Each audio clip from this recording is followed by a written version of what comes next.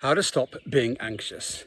And these tactics, 4 of them, are completely for free. And they are the best tactics you can have for reducing anxiety. In speaking, when we talk in front of people, it's a natural trait to feel anxious. But living with anxiety for lots of days in your life can be super stressful and can actually lead to long-term health problems. So I listened to the Solved podcast, and it's 2 hours long. And I thought I could condense the top 5 strategies for you in this video so that you can grab them quickly and implement them straight away. The 5th best tactic for reducing anxiety is social connection. Meeting people, talking to them, and exchanging the most natural thing of evolution, which is to be human with other people. Then you ask yourself, well, how do I do that perhaps in a new city or a new place? One of the best tactics I could tell you is to join something called Toastmasters. It's an international organization across 140 countries. And in our club in York, for example, we have lots and lots of new people, particularly new students who are new to the university, new to the city, and they come in a safe space. And I tell you what, in that room, anxiety is a common trait that people walk in with, that they leave feeling more confident. If Toastmasters isn't your thing and you like perhaps running or exercising, you could join a walking group or a running group. And again, just go into your local village, local town, go to Facebook or just Google local running groups and you'll be amazed at what you can find. In the UK and in other countries, there's also Park Run. Every Saturday morning, hundreds of thousands of people join together in the united exercise of running a 5K, walking. And there's never anybody that comes last at Park Run. So that is the beauty of social connection. There's other ways you could do it. Golf, bowls, walking, bridge, so many places where you can meet other like-minded people and just talk, converse, and exchange the natural beauty of being human. That's number 5. Number 4, and yes, I'm lying down for this one, it's sleep. Getting good regular sleep is one of the 4th best ways of reducing your anxiety. I reckon actually it might be higher, but regular good sleep, circadian rhythm sleep, waking up at a normal hour every day and getting 7, 8 hours of sleep. There's no actual recommended amount, but it's just good sleep. And the thing is with your body, even if you miss some sleep, sometimes it will set you into deeper sleep to make up for the hours. And there's a lovely phrase which is called the nappuccino, which is where you grab some coffee and then set your timer for a sleep. And then when you wake up from your sleep, the caffeine kicks in and you feel super, super refreshed. Preparing for sleep is also a really big methodology. It suggests that you should eat 3 hours before your sleep time, 2 hours before sleep time. You have your last drink, as in water, not alcohol, more of that later. And the hour of your last time before sleep is to come off your screen times. A great methodology for sleep is also to take your phone and not have it by your bedside. Because even though you think it's not there, your brain, subconscious brain, knows it's there and it wants to check in. Lots more methodologies on sleep, and I will put a really good link to a Zoe podcast on how to get good sleep. That's methodology number 4.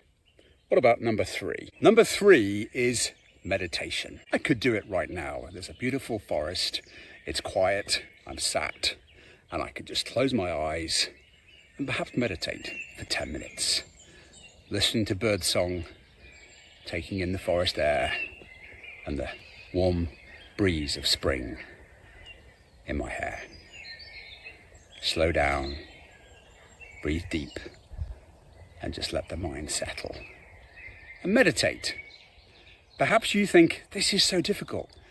Often people try to meditate for far too long at the start. They might try to meditate for 30 minutes and the brain's restless, the brain's wild, the brain tries to distract.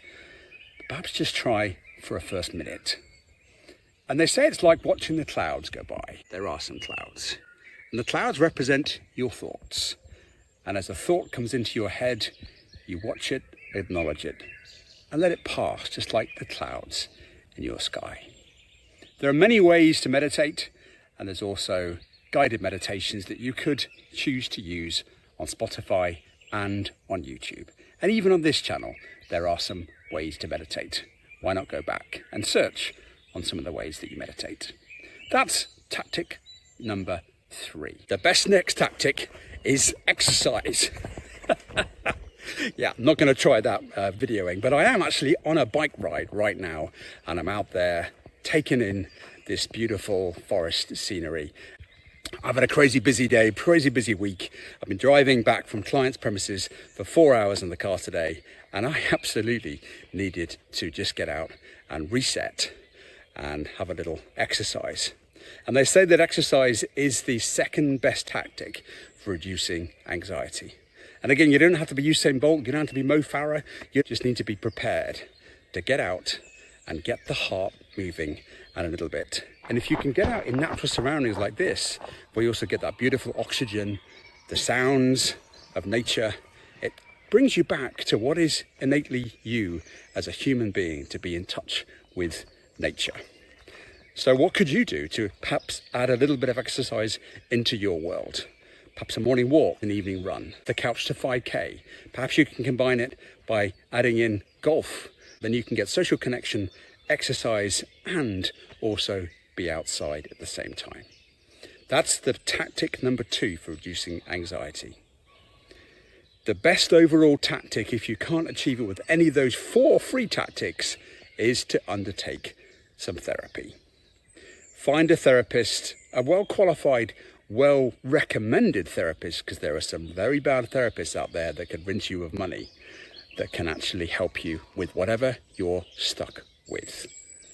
CBT therapy is good, and there are many other types of therapies, and even I've practiced timeline therapy, which I'll work on a client with if needed. Those are the top 5 strategies for reducing your anxiety. For me, it's also about mindset. If you feel that you can't speak in public, for example, if you feel that you are anxious, the subconscious mind takes hold of that and it begins to believe it to be true. So perhaps you could say, I'm getting better at public speaking. I'm working on my anxiety managing tactics. Because what you think you feel and what you feel you attract.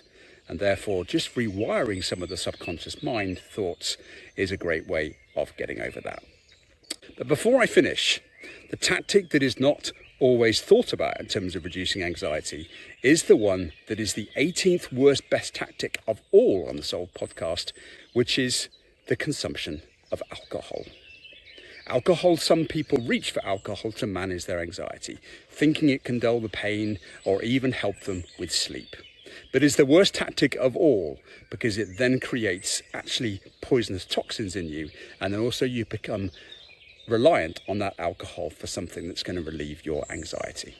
It is the worst tactic of all, but often it is the one that people reach for. Those are the 5 favorite tactics of reducing anxiety. 4 of them for free, 1 of them paid. And if you do less alcohol, then perhaps that could help with your overall therapy. Okay, I have now been bitten to death by mosquitoes. Whatever you're doing, I always finish the same way. You have one life, so love life, living life. And if you're feeling anxious today, try one of those tactics and see which one works best for you.